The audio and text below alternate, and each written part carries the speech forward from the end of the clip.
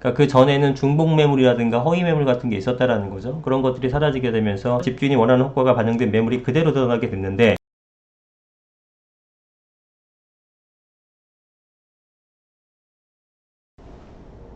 네, 안녕하세요. 반갑습니다. 이승원 소장입니다. 자, 값싼 미끼 매물이 사라지니까 전셋값 등 진짜 매물만 남아서 가격이 올랐다. 자, 허위 중복 매물이 단속이 이제 며칠 전부터 시행이 됐습니다. 그러다 보니까 실질 매물만 남게 되고, 그동안 어떻게 보면 미끼 매물로서 가격을 낮춰 있었던 그런 매물이 사라지게 되면서 가격이 올라간 것처럼 보인다. 뭐 이런 내용이에요. 자, 보시면 자, 허위 매물 단속 후 전세 시대 상승 같은 거 보시면 116개짜리가 9개로 바뀌고 97개짜리가 18개, 180개가 13개, 500개짜리가 70개, 230개짜리가 40개, 440개짜리가 75개로 줄어들어 버린 겁니다. 그러니까 그 전에는 중복 매물이라든가 허위 매물 같은 게 있었다라는 거죠. 그런 것들이 사라지게 되면서 이제 실매물만 남게 되는 거예요. 근데 이게 71개면 적지 않네 라고 판단하시면 안 되는 게, 여전히 71개는 중복 매물이 있습니다. 무슨 얘기냐면, 여러분들이 집을 의뢰를 합니다. 우리 집 전세 놔주세요, 아니면 매매해주세요 할 때 부동산이 헬리오시티만 해도 수십 개인데 여러분 딱 그 부동산 한 군데만 가서 그걸 맡기겠습니까? 그렇게 하지 않죠. 여러 군데 의뢰를 하게 됩니다. 그 여러 군데 의뢰를 하게 되면 한 가지 매물이 여러 부동산에서 동시에 올릴 수 있잖아요. 이건 허위 매물이 아니에요. 의뢰를 받은 것들이기 때문에. 그래서 실제로 70개라고는 하지만 제가 봤을 때는 뭐 5개 정도씩만 내놨다고 쳐더라도 실제 매물은 15개에서 한 18개밖에 안 되는 거고요. 헬리오시티 같은 것들이 작은 건 10평서부터 큰 거는 뭐 50평, 60평도 있잖아요. 그러면은 그게 평형별로 따지게 되면은 평형대별로 한 5가지 정도가 있다고 치게 되면 평형별로 한 2개 내지 3개밖에 없다는 뜻입니다. 무슨 얘기인지 아시겠죠? 그러니까 여러분들이 엄청나게 큰 대단지를 가더라도 원하는 집을 구하기가 매우 힘들다라는 거죠. 그죠? 무슨 얘기인지 아시겠습니까?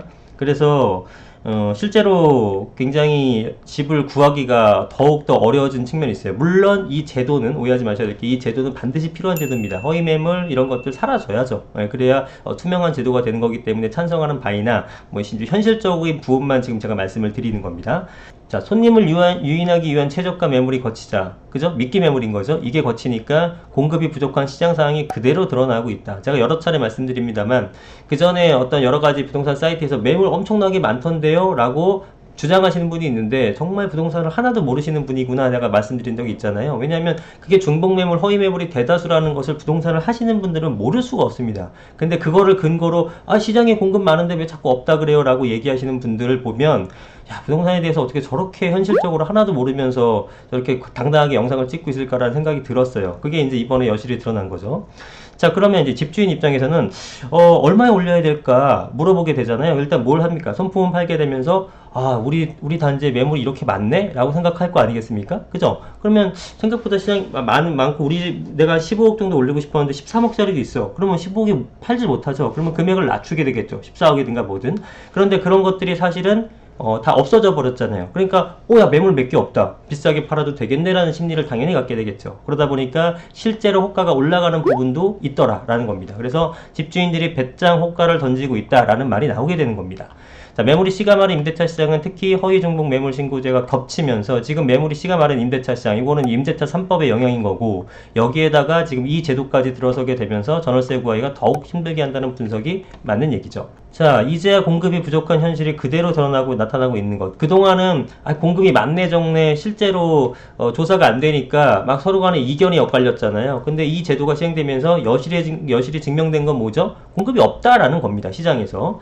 그래서 일명 미끼 매물 사라지면서 매물 호가가 뛰고, 손님을 유인하기 위한 집주인 효과보다 더 저렴한 가격에 매물을 올린 경우가 많았죠. 왜냐하면 보통 10억에 지금 막 판매되는데 9억짜리가 올라와 있어. 그럼 여러분들 그 부동산에 전화하고 싶지 않겠습니까? 그죠? 딱 전화해가지고 그 물건 있어요? 그러면 이쪽 부동산에서는 사실은 그게 뭐 어떻게 저렇게 해서 뭐 홀딩이 되고 뭐 보류가 되고 사실 얼마 전에 팔렸고 막 이런 식으로 유도하는 겁니다. 그게 나쁜 거죠. 좋은 건 아니에요.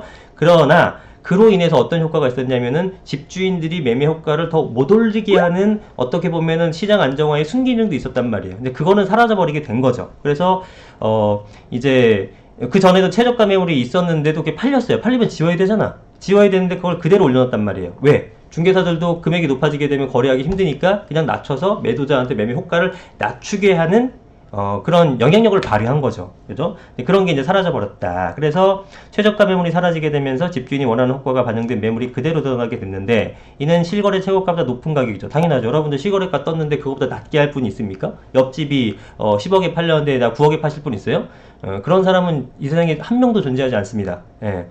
10억에 팔렸으면 나는 10억 5천에 팔고 싶은 게 사람 마음이에요. 당연하겠죠? 그렇기 때문에 체감효과가 그대로 올라가고 있는 상황이라서 가격이 더 올라갈 가능성이 상당히 많아졌다라는 겁니다. 현실적으로는. 실제로 뭐 헬리오시티 경우 15억 5천 16억대였는데 이게 호가인데 나와 있는 모든 매물이 최근 최고 신고가보다 높다. 도공렉스 84제곱도 최저가도 27억이기 때문에 실거래가보다 높다. 당연한 거죠. 그래서 이렇게 된다. 근데 그 전에는 26억 5,500짜리가 있었으면은 실제로 26억 짜리를 올려놓는 거예요. 그럼 전화하죠. 그럼 이제 나 그거 사고 싶어요라고 하게 되면 실제로 그렇게 팔진 않아요. 그러나 매도자한테 조금 뭐라 그럴까요? 중개사가 얘기를 해볼 만한 여지가 있죠. 그죠? 매물 이렇게 좀 저렴한 것도 나와 있는데 이런 식으로 되게 되면서 가격 상승분에 있어서 조금 더 상승에 제약을 좀 걸 수 있는 그런 방식이었다고 봅니다. 그러나 이제 이게 뭐 시장 투명화를 위해서 이런 제도가 시행됐고 이로 인해서 안 좋은 것은 사실은 가격은 더 올라갈 여지가 커졌다. 이게 이제 포인트예요. 제가 말씀드리고 싶은.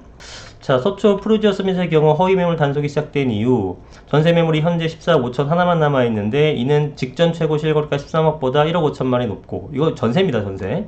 그리고 100건 넘게 증발, 116건에서 9건으로 바뀌어버렸다라는 거죠. 전세 매물이 워낙 귀해 집주인이 부르는 대로 가격이 정해지고 있고 보증금 흥정도 어렵다. 당연하죠. 집주인 입장에서는 부동산이 내가 전세를 5억에 내놨어요. 4억 9천에 하실 분이 있는데요. 해야 됩니까? 이 집주인이? 안 하죠. 왜냐면 다른 매물이 없는 걸 본인이 확인했거든. 내 거밖에 없는데 내가 왜 그렇게 해야 돼요? 그리고 다른 부동산, 그러면 거기 말고 내가 다른 부동산 할게요 하면 5억 받아주는데 아니면 안 해요. 이러니까 흥정이 안 돼버리는 겁니다. 자, 그래서 실제로 한번 매물을 볼까요? 매물이 좀 이제 세대수가 많은 곳들 위주로 뭐 잠실 같은 데가 세대수가 원체 많은 동네니까 엘스가 세대수가 5,600세대인데 117개 정도가 있습니다. 매매가.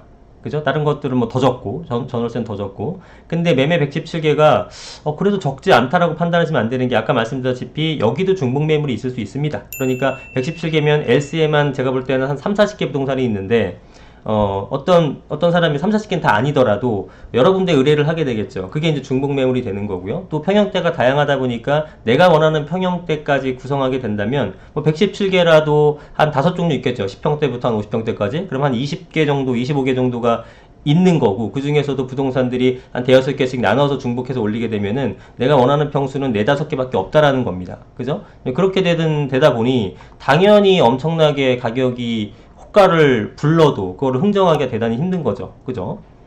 찾는 사람은 어마어마하게 많은데 매물이 엄청 없는 겁니다. 이제 현실을 파악을 하셨죠. 5,500세대인데 한 2, 30개 있다. 트리지움 68개 더 심하죠.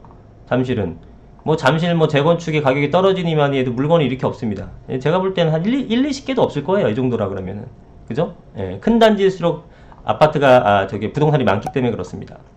여기가 그나마 좀 있는 편이지만 이것도 실제로는 몇십 개 되지 않습니다. 6,800세대지만 제 말이 맞나 틀리나는 여러분들이 직접 이 해당 부동산에 전화를 해보시면 됩니다. 얼마나 간단합니까? 그죠?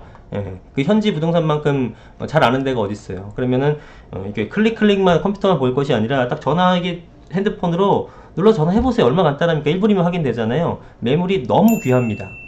일반 이제 최근에 일부 언론에서 얘기하는 것처럼 실제로 매수자 우위 시장으로 돌아섰고 실제로 팔려는데 안 팔린다, 잘 시장에서 살 사람이 없다, 이렇다면 매물이 쌓여야 되는 거잖아요. 근데 전혀 반대 현상이 생기고 있는 거죠. 그러니까 여전히 지금 집을 안 팔고 가져간다는 얘기입니다. 매도자들은, 그 보유자들은. 그러면은 위로 올라가서 강남 쪽 말고더라도 한번 볼까요? 노원구도 마찬가지로 대규모로 있는 동네인데 보겠습니다. 2200세대인데 100여 개. 그러면 제가 볼 때 한 10개, 20개 정도 있으면 다행이에요. 실제는 그거보다도 훨씬 더 적을 것이다. 2000세대인데 99개. 이런 식입니다. 2600세대인데 110개. 매물이 거의 없는 거죠. 지금 뭐 2000세대, 3000세대, 5000세대급을 따져도 이 정도 수십 개밖에 없다 그러면은 다른 그런 어떤 세대수가 더 적은 대다수의 아파트 단지는 어떻겠습니까? 그래서 시장에 지금 매물이 굉장히 없다라는 것을 여러분들이 좀 인지를 하셨으면 좋겠고, 그거에 대해서 현실적으로 좀 파악이 되시고 하시려면은 뭐 발품을 팔아서 돌아다녀 보시든 아니면 심지어 그냥 전화만 해보시든 해도 여러분들이 파악할 수 있을 겁니다.